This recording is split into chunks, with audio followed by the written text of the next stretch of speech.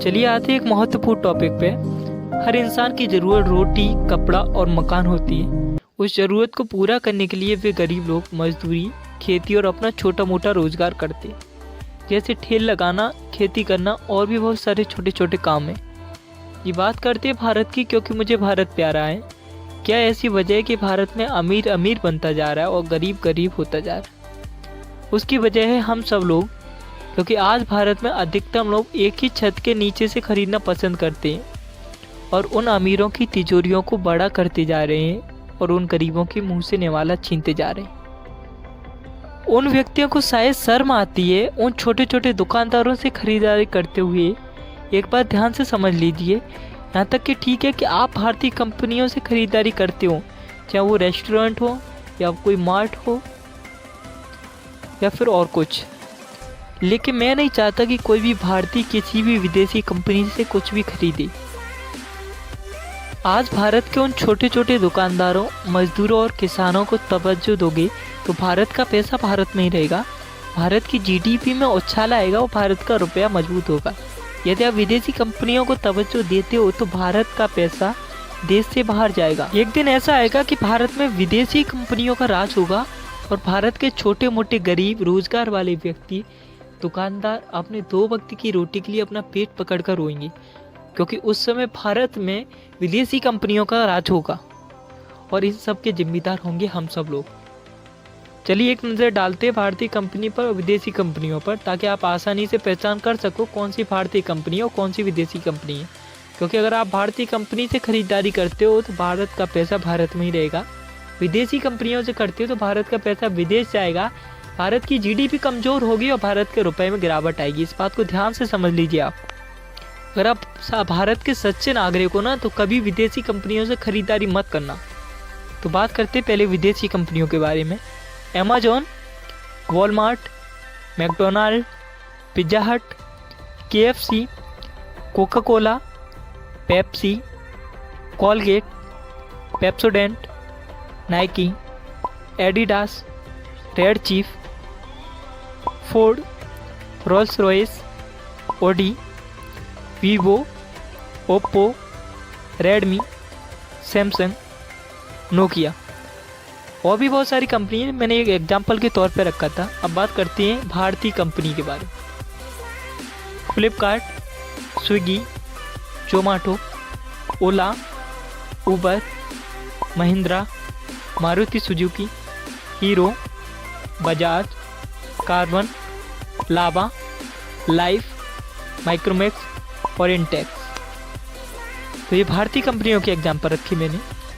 तो ऐसी बहुत सारी विदेशी कंपनियां हैं भारत में जो कि मिनिमम 200 करोड़ से लेकर 20,000 करोड़ तक का मुनाफा हर वर्ष करती हैं। तो एक नज़र डालते हैं इनके एनुअल रेवेन्यू पर। Coca Cola 9502 crore, Amazon 11,231 crore, Colgate Palmolive 4500 crore, Walmart 3654 crore, McDonald 2000 से 3000 करोड़, पिज़्ज़ा हट 7000 से 8000 करोड़, केएफसी 12,250 करोड़ से 15,000 करोड़ इनका ये एनुअल रेवेन्यू है। और ऐसी बहुत सारी कंपनियां हैं। और सबसे बड़ी बात, जैसे कि आपके सरताज महेंद्र सिंह धोनी, विराट कोहली और अमिताभ बच्चन जैसे लोग एडवर्टाइजमेंट करने के लिए विदेशी कंपनियों से लाखों करोड़ों रुपए हर वर्ष लेते हैं। चलिए एक नज़र डालते हैं इनके एडवर्टाइजमेंट पर भी। स्माइल किया और रहिए That's Mahi, always smiling. चेहरे पे स्माइल रख के रिस्पांसिबिलिटी को निभाना मेरे लिए दैट इज अंदर से स्ट्रांग। कोलगेट स्ट्रांग टीथ आपकी स्माइल को रखे अंदर से स्ट्रांग।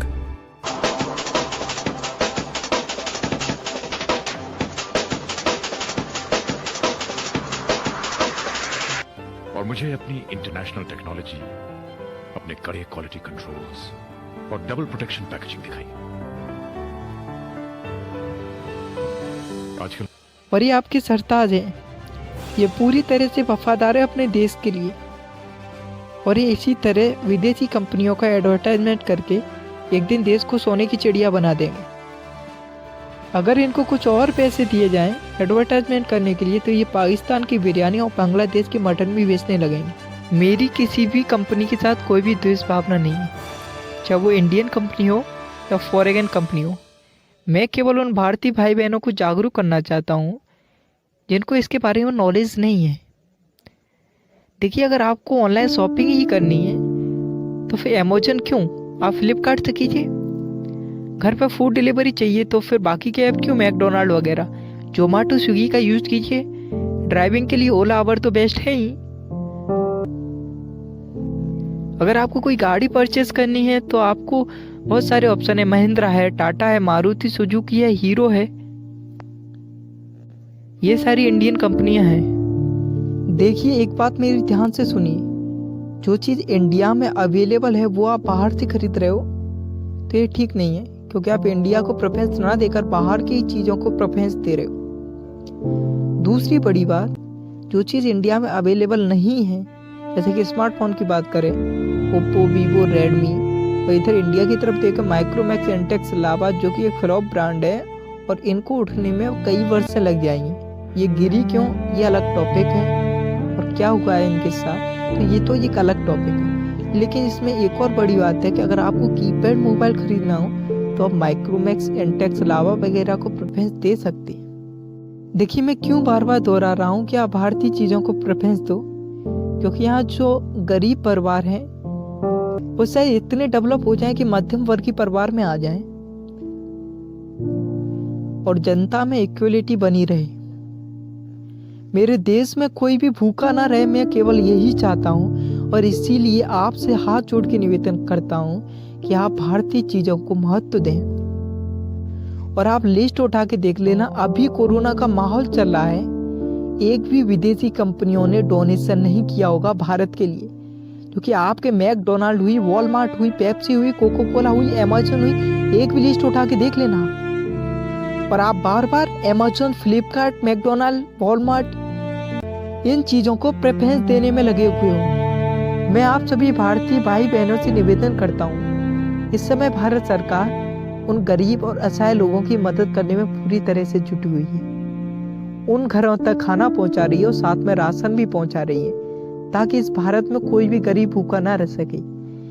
लेकिन फिर भी भारत के कोने में अगर कोई ऐसा भूखा रहता है तो आपकी ये जिम्मेदारी कि आप उस तक भोजन पहुंचाएं। और आप सभी से हाथ जोड़ के निवेदन करता हूँ कि हर गरीब तक, जिसके पास खाने के लिए कोई सुविधा नहीं है, वहां तक आप भोजन पहुंचाएं मानवता के नाते।